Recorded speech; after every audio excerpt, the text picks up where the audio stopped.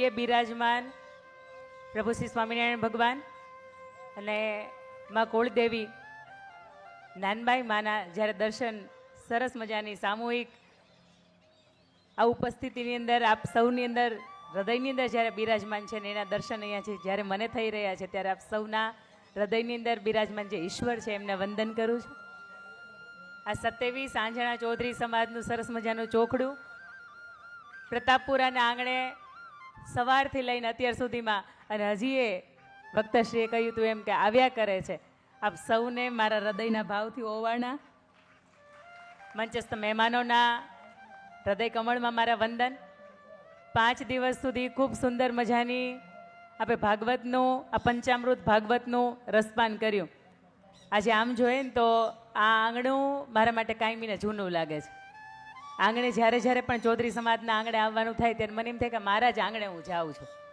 કારણ કે આ સ્નેહ, આ પ્રેમ, આ સંવેદના સતત અહીંથી મળતી રહી છે. સવારના પ્રતાપપુરા ગામના અમે મહેમાન બન્યા અને લવજી દાદાના ખાસ આગ્રહવશ જ્યારે અહીંયા આવવાનું થાય અને આપ સૌના આટલી મોટી સંખ્યાની અંદર દર્શન કરવાના થાય ને ત્યારે મારી જાતને હું સૌથી વધારે સૌભાગ્યશાળી માનું છું.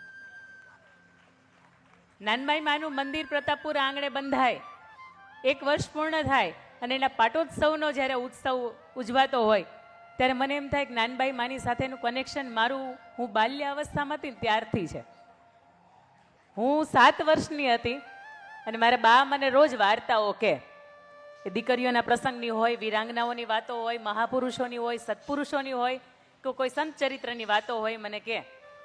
ઘણી બધી વાતો એવી છે કે જે યાદ રહી છે અને ઘણી બધી વાતો એવી છે કે જે બાલ્યાવસ્થાની અંદર ભૂલાઈ ગઈ છે. પછી મારા બાનું નામ નૈનાબેન એટલે એને વાલથી સૌ નાનબાઈ માં કહે. અને આ એક જ વાત એવી કે જે હું 7 વર્ષની હતી ને ત્યારથી મને હૃદયની અંદર ચોટી ગઈ કે નહીં, દીકરીઓ હોય ને તો આવી હોય. અને એ સમાજને આંગણે જ્યારે આજ 32 વર્ષની ઉંમરે આ વાતની પ્રસ્તુતિ કરવાની થાય અને 1 વર્ષના પાટોત્સવની અંદર મારું વક્તા તરીકે ઉપસ્થિત રહેવાનું થાય તો ઈશ્વરના ચોપડાની અંદર ખૂબ સદભાગ્યશાળી વ્યક્તિ તરીકેનું નામ હોય તો જ આપની વચ્ચે આવવાનું થાય. આદરણીય મંચ એવો મંચ ઉપસ્થિત છે કે એક વ્યક્તિની તમારે 1 મિનિટ જોતી હોય ને તો એ 2-5 કલાકની તમારે અપોઇન્ટમેન્ટ લેવી પડે. પણ મારા સમાજનું કામ છે, મારા ગામનું કામ છે અને એની અંદર મારી ઉપસ્થિતિ એટલે હોવી જ જોઈએ. અને એ માનીને જ્યારે અહીંયા ઉપસ્થિત રહ્યા છે ત્યારે એમને આમ જોઈએ તો દાતાશ્રીઓ તો કોઈ જ નથી, એક જ પરિવાર એટલે આખા આ કાર્યક્રમના દાતાશ્રી કહેવાય. એ પરિવાર પણ ખૂબ સૌભાગ્યશાળી હશે અને એનાથી વિશેષ આપ પણ એટલા ભાગ્યશાળી હશો જ્યારે આ કાર્યક્રમની અંદર ઉપસ્થિત રહેવાનું થાય. કારણ કે ઘણી વખત ધ્રુવ ભટ્ટની ભાષામાં તમે સાંભળો ને તો એવું કે ઓચિંતું કોઈ મને રસ્તે મળે અને હળવેકથી પૂછે કે કેમ છે. આપણે તો કહીએ કે દરિયાશી મોજમાં અને ઉપરથી કુદરતની રહેમ છે. આ કુદરતની રહેમ હોય તો જ સુંદર મજાના અવસર આંગણે આવે અને એ અવસરની અંદર આપણે ભાગ્યશાળી હોઈએ તો ભાગ લઈ શકીએ. બાકી ક્યારના ઘરે બેઠા હોય, કોઈ રીતની અગવડતા આવે, કોઈ રીતની અડચણ આવે. અને આમ જોઈએ તો સુંદર સવારનો 11 ને 11 સમય અંતરિક્ષની અંદર તરત દરેક દેવી અને દેવતા છે ને એક ઠેકાણે ભેગા થતા હોય અને 11 ને 11 સમયે આપણે એમ કહીએ ને ઓમ અંતરિક્ષાય નમઃ એટલે મનની અંદર જે પણ તમે મુરાદ માની હોય ને પૂર્ણ થાય. એટલે ગઈ 11 ને 11 સાંજે મારે મંચ ઉપરથી હતી, આજના 11 ને 11 પણ આપની વચ્ચે મંચ ઉપસ્થિત છે. આજની આમ જોઈને તો મુખ્ય મારે વાત પરિવારના પંચામૃત વિશે વાત કરવી છે. કારણ કે તમે ભાગવતનું પંચામૃત તો 5 દિવસની અંદર વક્તાશ્રીના સુખ મુખેથી ખૂબ સરસ મજાનું સાંભળ્યું. એમાં આજ ભાગ હું પણ બની શકી એટલે પણ ભાગ્યશાળી માનું છું. પણ આજે જ્યારે પરિવારની મારે વાતો કરવી છે ને આજે આખું ચોખડું જ્યારે ઉપસ્થિત છે ત્યારે સૌથી મહત્વની વાત તો એ કરવી છે કે ચૌધરી સમાજ વિશ્વને ઉજળો બતાવે છે. કારણ કે જેના ચહેરા ઉપર મેલ હોય ને, જેના કપડા ઉપર મેલ હોય, જેના જીવનની અંદર મેલ હોય એનો ઉજાસ ગમે એટલો હોય ને તો દેખાય નહીં. પણ જેના ચહેરાએ ઉજળા, જેનું ખાવાનું દૂધ એટલે ઉજળું, જેના દહીં દૂધ ને માખણ ઉજળા, જેના કપડાં ઉજળા, જેનું આચરણ ઉજળું અને સ્વામીશ્રીએ વાત કરી એમ કે જેનું આખું જીવન ઉજળું. અને આવા ઉજળા વ્યક્તિત્વની સામે જ્યારે આપણી વચ્ચે પરિવારની વાતો કરવાની થાય ત્યારે સહર્ષ ગર્વ અને લાગણીની અનુભૂતિ થતી હોય. તમે ભાઈઓ બાજુ જોવો ને તો એ તમને ઉજાસ દેખાય. અહીંયા અમારે કલર કેવો કલરની અંદર કદાચ એ કલર ન દેખાય પણ ભાઈઓના તરફ આ બાજુ જોવો તો તમને દેખાય કે એક માથાની અંદર લગભગ 1 કે 2 જ કલર તમને આ બાજુ જોવા મળે. પણ આવા અજવાસની વચ્ચે સુંદર મજાની પરિવારના સંપ સ્નેહ અને સંગઠનની વાતો કરવી છે. પહેલાં એવું કહેવાય કે કોઈ પણ વ્યક્તિની સાથે તમારો સંબંધ તૂટી જાય ને, અને છતાં એ વ્યક્તિની અને તમારી વચ્ચેની અમુક ખાનગી વાતો હોય એ આખી જિંદગી તમે સાચવી શકો ને તો એને તમારી અંદર રહેલી ખાનદાની કહેવાય. કોઈ વ્યક્તિએ તમારી સાથે દગો કર્યો હોય છતાંય જૈન ધર્મમાં આવે કે મિચ્છામી દુક્કડમ કહીને તમે એને માફ કરી શકતા હોય તો તમારી અંદર રહેલી એને ખમીરી કહેવાય. એક બાજુ તમારો પોતાનો હોય અને એક બાજુ કોઈ પારકો માણસ ઊભો હોય અને તમને એમ કે સાચું કોણ ને ખોટું કોણ, તમે એક પણ જાતનો ભેદભાવ વિના તમે ન્યાય કરી શકો ને તો એને તમારી અંદર રહેલી ખુમારી કહેવાય. અને એથી વિશેષ કે હજારો હાથવાળાએ તમને આટલું બધું આપ્યું હોય અને એમાંથી આટલા તો આટલું મારા સમાજ માટે, ગામ હિત માટે અને લોકહિતના કલ્યાણ માટે તમે સમાજ માટે વાપરી શકો ને તેને દાતારી કહેવાય. આ ખમીરી, ખુમારી, દાતારી અને ખાનદાની જે સમાજની અંદર છલોછલ ભરી છે ને એ સમાજને ફરીથી આ પવિત્ર મંચ પરથી નતમસ્તક વંદન. મૂળ વાત ઉપર આવીએ કે પરિવારની અંદર 5 સભ્યો રહેતા હોય, ગામની અંદર 5 આગેવાનો હોય કે સમાજની અંદર 5 સમાજ શ્રેષ્ઠીઓ હોય તો દરેક વ્યક્તિને કદાચ અંદરથી એવું થતું હોય કે હું છું ને એટલે ચાલે છે, હું ચેરમેન છું, હું દાતાશ્રી છું, હું તો કે આયોજકની અંદર સારું કરી શકું, હું તો કે મેનેજમેન્ટ છું, મારી પાસે તો કે સંગઠન બળ વધારે છે.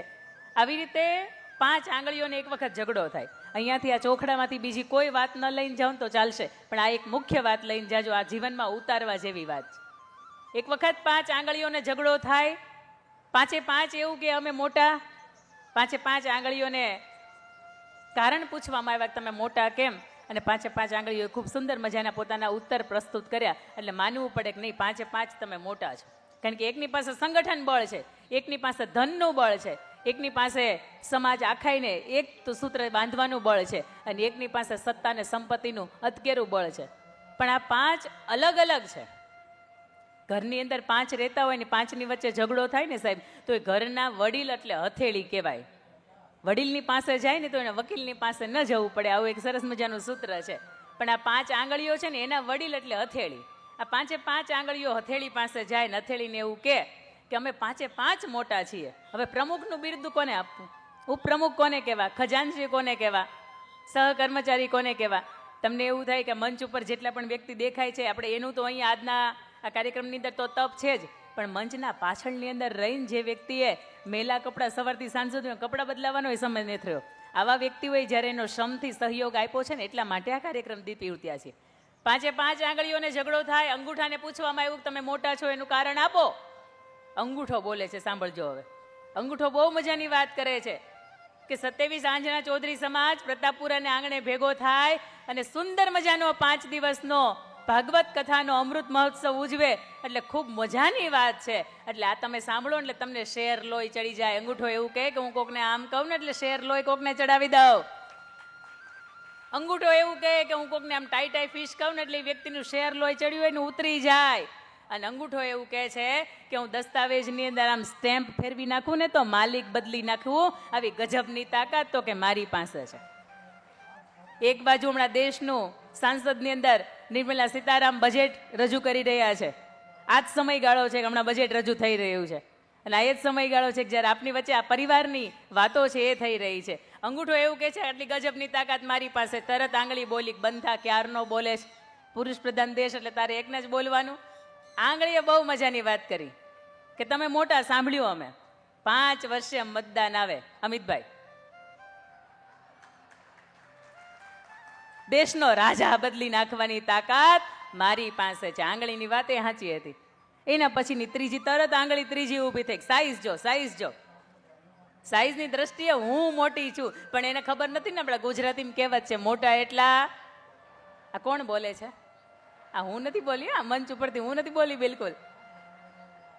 પણ સમાજના બહુ હરિભાઈ જેવા આપણને આગેવાનો મળતા હોય કે અડધી રાતે જરૂર પડે તો ખાલી કહેજો, હોંકારો આપવા માટે અમે ને અમારી ટીમ બેઠા છીએ.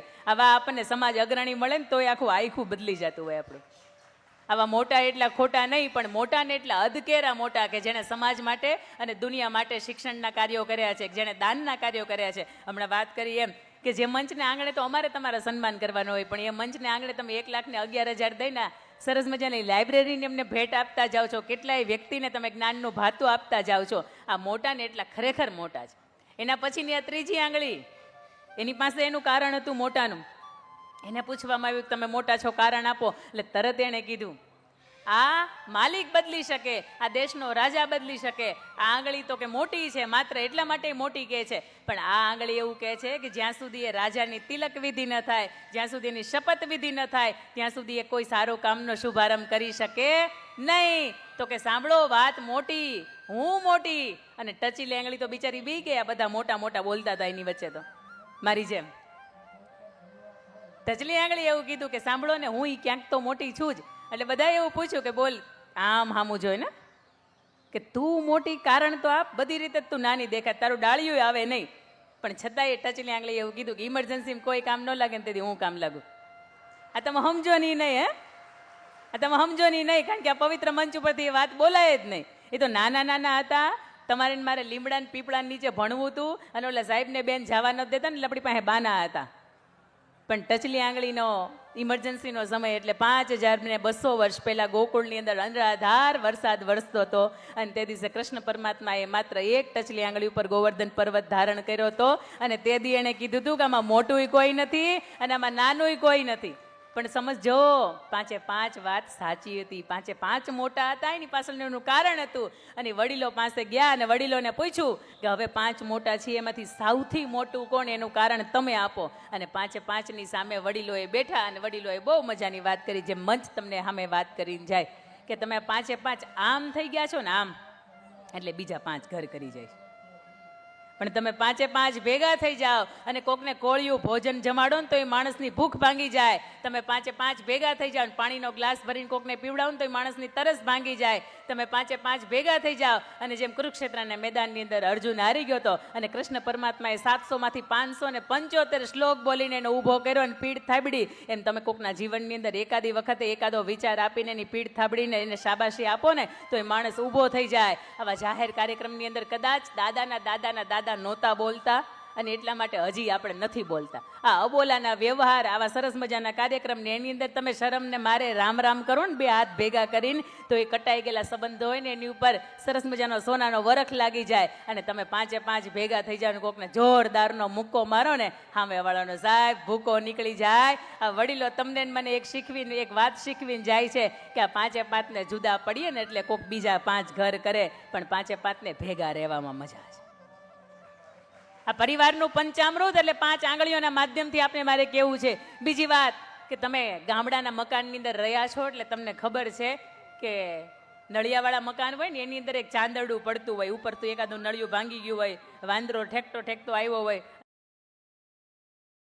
યુગ રામ રાજ કા તો નળિયું ચાળવા વાળા એકાદું નળિયું છે આડા આવડું રાખીને ગયા હોય એટલે ઉપરથી સૂર્યનો પ્રકાશ પડે ને એટલે નીચે ચાંદરડું પડે. અને આપણે નાના હતા ને ત્યારે બહુ રમતા, એ ચાંદરડાને પકડવા મતતા, પણ એ ચાંદરડું પકડાતું, બોલજો મારી સાથે એટલે મને લાગે કે તમે જાગો છો, બાકી દાળની સુગંધ તો અહીં મને આવે છે. એ ચાંદરડું પકડાતું નહીં. એટલા માટે ન પકડાતું કે ઝીણા ઝીણા જે માટીના રજકણ હતા ને એની વચ્ચે સંપ નહોતો. તમે 15 દિવસ ઘર દરવાજો બંધ કરીને જાઓ, આવો ને એટલે નીચે માટી થઈ જાય. આ રજકણોને વચ્ચે સંપ થાય એટલે એમાંથી માટીનું સર્જન થાય. માટીની વચ્ચે અને પાણીની વચ્ચે સંપ થાય ને એટલે એમાંથી ઢેફાનું સર્જન થાય. એ ઢેફાને બરાબરનું શેપ આપવામાં આવે, એની સાઈઝની અંદર એને બરાબર અગ્નિના ભઠ્ઠા ઉપર તપાવવામાં આવે અને ખૂંદવામાં આવે એટલે એમાંથી ઈંટનું સર્જન થાય. આ ઈંટ, ઝીણી રેતી, પાણી અને સિમેન્ટ, અહીંયા બિલ્ડર એસોસિએશનની જેટલા પણ વ્યક્તિ જોડાયેલા છે એને ખબર હશે, આ 4 વસ્તુ વચ્ચેનો સમન્વય થાય, 4ની વચ્ચે સંપ થાય તો એમાંથી ઘરની એક દિવાલ બને. આવી 4 દિવાલ, ઈશ્વરના આશીર્વાદ અને માં ભારત ભૂમિની રખેવાળી, આ બધું જ ભેગું થાય ને તો એમાંથી શું બને? અહીંયા ભૂલ કરીએ છીએ આપણે. મકાન બને. મકાન કે જેમાં તમે કુંભઘોડો મૂકી શકો, વાસ્તુ લઈ શકો. અને એ મકાનની અંદર તમે કરોડોની ફર્નિચર બનાવો છતાં એ મકાનમાંથી ઘર ક્યારે બને કહું? એ મકાનમાંથી ઘર ત્યારે બને કે મકાન એટલે માત્ર એ ભીતોનો સમૂહ, અને ઘર એ ત્યારે બને કે ઘરની અંદર એ ધબકતા સંબંધો હોય કે જે બાપ દીકરાનો સંબંધ હોય, સાસુ વહુનો સંબંધ હોય, નણંદ ભાભીનો સંબંધ હોય, દેરાણી જેઠાણીનો સંબંધ હોય કે એનાથી વિશેષ માં દીકરીનો સંબંધ હોય. આ જેટલા પણ સંબંધો છે એની વચ્ચે પ્રેમ હોય, હૂંફ હોય, લાગણી હોય અને સંવેદનાની ભરપૂર એવું કહેવાય કે તત્વો જ્યારે ભર્યા હોય ને ત્યારે મકાનમાંથી ઘર બને. એટલે આજે જો તમારા મકાન રહી ગયા હોય ને વર્ષો પછી, તો સાહેબ એમાં સમજજો કે સાસુ વહુની વચ્ચે બનતું હોય ને તો જ એને ઘર કહેવાય. બાપ દીકરાની વચ્ચે બનતું હોય ને તો જ એને ઘર કહેવાય. આપણા સંતાનો આપણું કયું માનતા હોય ને તો એને ઘર કહેવાય. અને મા બાપના આપણે આંગણે એના દિલ ન દુભાવતા હોય ને તો એને ઘર કહેવાય. પણ ઘરની મુખ્ય 4 દિવાલોની વચ્ચે મારે પરિવાર હિતની આપણી વચ્ચે વાતો કરવી છે. ઘરની પહેલી દિવાલ એટલે કોણ, ઘરની બીજી દિવાલ એટલે કોણ, ઘરની ત્રીજી દિવાલ એટલે કોણ, અને ઘરની ચોથી દિવાલ એટલે કોણ. અને આ 4 દિવાલ મજબૂત હોય ને સાહેબ, ગમે એવો વરસાદ પડે, ગમે એવી ઠંડી પડે, ગમે એવો તાપ પડે, છતાંય ઘરની આની અંદર એક ઊણી આંચ પણ આવે નહીં. અંબુજા સિમેન્ટ વાળા એવું કહે કે અમે સિમેન્ટથી બનાવેલી આ દિવાલ છે ને હવે તૂટશે નહીં. પણ ક્યાંક પરિવારની અંદર રીહ રાગ ઊભો થાય, ક્યાંક પરિવારની અંદર કલેશ ઊભો થાય, અને ક્યાંક પરિવારની અંદર એવું કહેવાય કે કુસંપ ઊભો થાય કે જેના કારણે ગમે એવી અંબુજાના દાદા બનાવે ને એ દિવાલ વર્ષોની હોય ને, ચાઇના દિવાલ હોય ને તો એ તૂટી જાય. કારણ કે એની અંદર માત્ર એક તિરાડ પડે ને પછી ખબડી પડતા ઘડી કે વાર નથી લાગતી. પણ આવો તમારે મારે આ ઘરની 4 દિવાલોની વચ્ચે ક્યારે પણ તિરાડ ન પડે, હવે નાનબાઈ માને તો પ્રાર્થના કરવી જ છે, સ્વામિનારાયણ ભગવાનને તો પ્રાર્થના કરવી જ છે, આપણા ઈષ્ટદેવની સાથે આપ સૌને વિનંતી પણ કરવી છે કે ઘરની તિરાડ જો પડી જાય ને તો એને ચણવાનું કામ તમારા હાથની અંદર પણ છે. ઘરની પહેલી દિવાલ એટલે ઘરનો મોભી, જે વ્યક્તિ ઘરનું આર્થિક સંચાલન કરે છે, જે વ્યક્તિ એવું કહે કે 26 તારીખે અહીંના લગ્ન છે ને આપણે બધાને જવાનું છે, એટલે કોઈ પણ વ્યક્તિ રીહરાગ કર્યા વિના નાઈ ન પાડે અને 26 તારીખે તૈયાર થઈ જાય ને, આવો ઘરનો વ્યક્તિ મોભી એટલે ઘરની પહેલી દિવાલ. આ મજબૂત હોય ને તો ઘર ન તૂટે. ઘરની બીજી દિવાલ એટલે ઘરના વહવારું. આ બહુ મહત્વની વાત છે. ભાઈ અમારે પ્રમુખ હોય પણ હું કામનું 5, 10, 15 મહેમાન ઘરે લઈને જાય અને અંદરથી થાળીનો ને વાટકાનો ને રકાબીનો ને ગવણીનો ને કીટલીનો ને બધાનો અવાજ આવે ને એટલે સમજી જવાનું કે સ્ટેશન ખોટું પકડાઈ ગયું છે. ઉતરવાનું હતું ગાંધીનગર ને આવી ગયું પ્રતાપપુરા. આ સ્ટેશન ખોટું પકડાઈ ગયું છે કારણ કે અંદરથી અવાજ આવે છે. સવારમાં વાત થઈ હતી ને વાસણ ખખડે, પણ એ વાસણ ખખડતા હોય ને ત્રીજા વ્યક્તિને ખબર ન પડે ને આવી રીતે ખખડાવાય.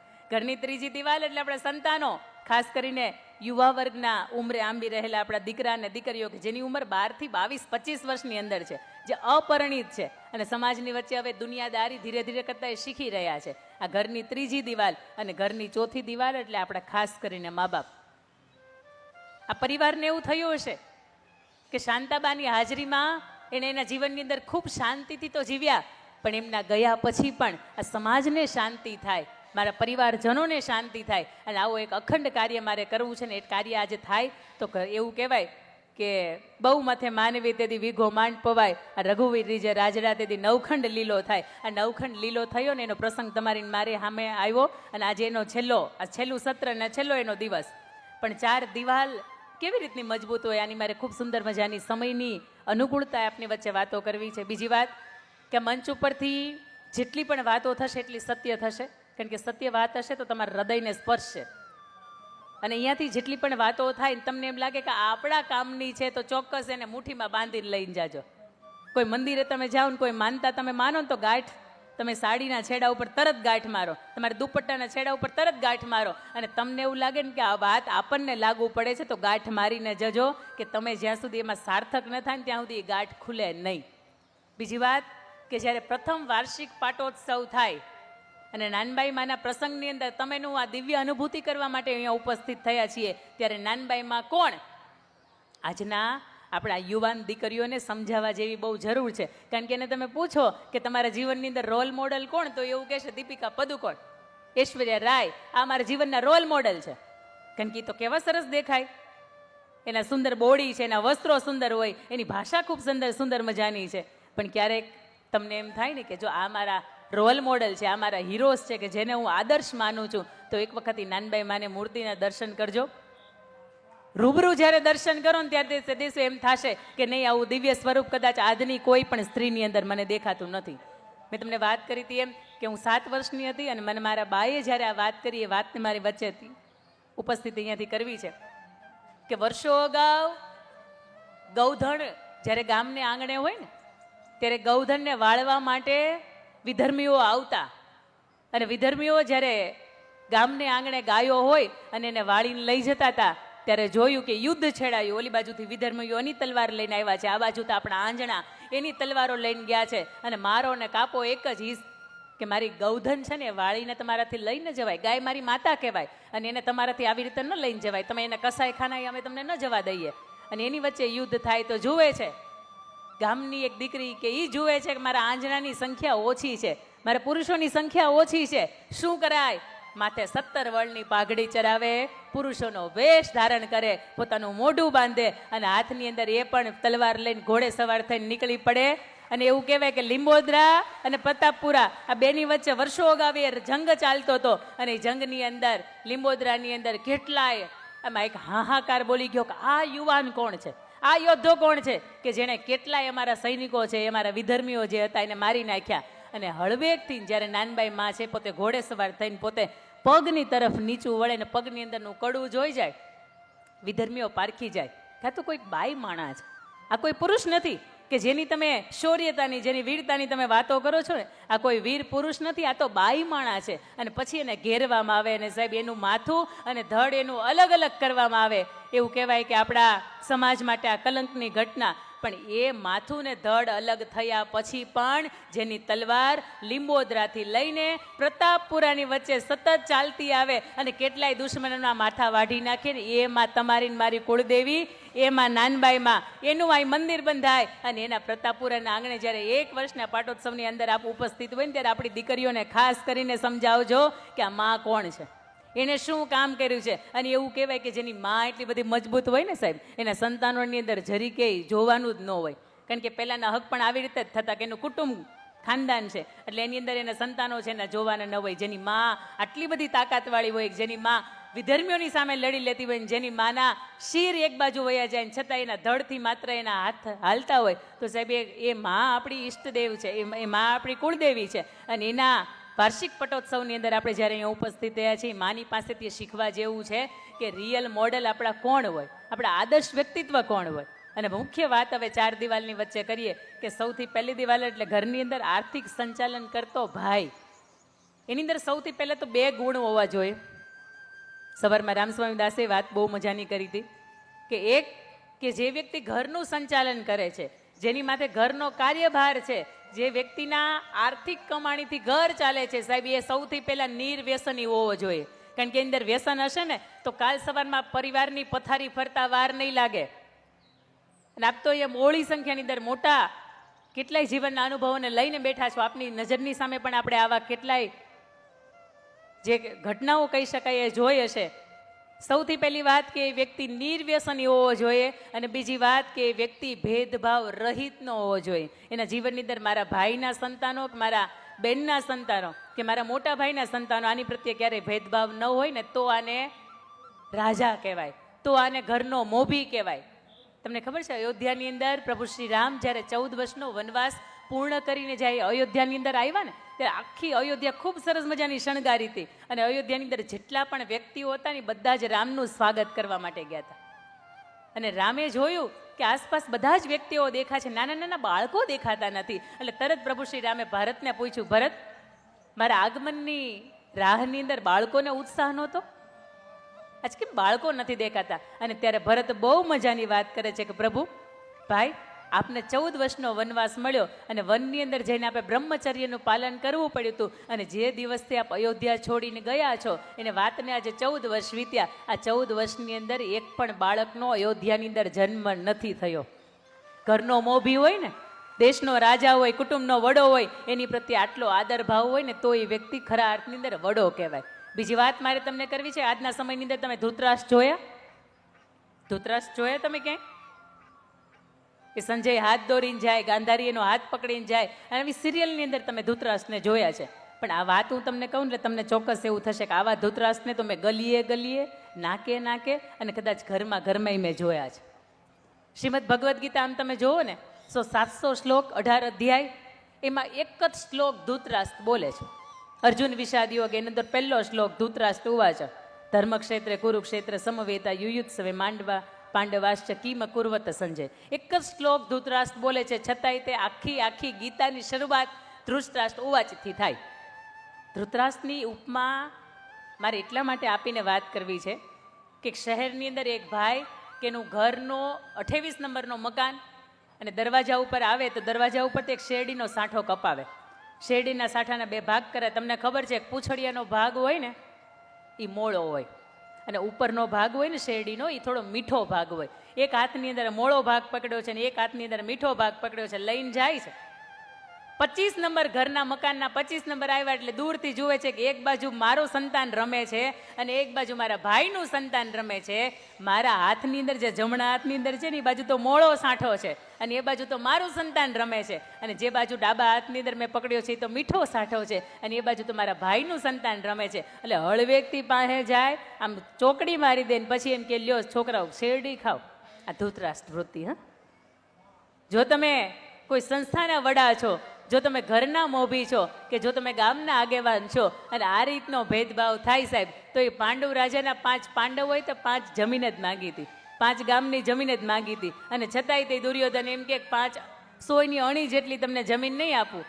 દ્રૌપદી કે જે કુળની વધુ કહેવાય એનું વસ્ત્રારણ થતું હતું, અને ત્યારે દ્રૌપદીએ 2 હાથ જોડીને એવું કીધું કે તમે તો રાજા છો, હસ્તિનાપુરના રાજવી પદ ઉપર છો અને તમારાથી પણ તમારી કુળવધુનું સન્માન જોવાય છે. અને ત્યારે ધૃતરાષ્ટ્ર પોતે તો નેત્રહીન તો હતા, પણ આમ જોઈને તો આમ પણ એના નેત્ર આખી જિંદગી ખુલ્યા નહોતા કે દુર્યોધન કરે એ બધું સાચું. પુત્ર મોહની અંદર એટલા પણ મોહાઈ ન જતા કે મારા પરિવારની સાથે મારાથી દુર્વ્યવહાર ક્યારેક થતો હોય, ક્યારેક એની સાથે ભેદભાવ થતો હોય ને તો તમે એને ઓળખી ન શકો. બીજી વાત સરદાર વલ્લભભાઈ પટેલની મારે કરવી છે. જ્યારે પણ હું લવજી દાદાને જોઉં ત્યારે મને એની અંદર બીજી પ્રતિકૃતિ એટલે સરદાર વલ્લભભાઈ પટેલ દેખાય છે.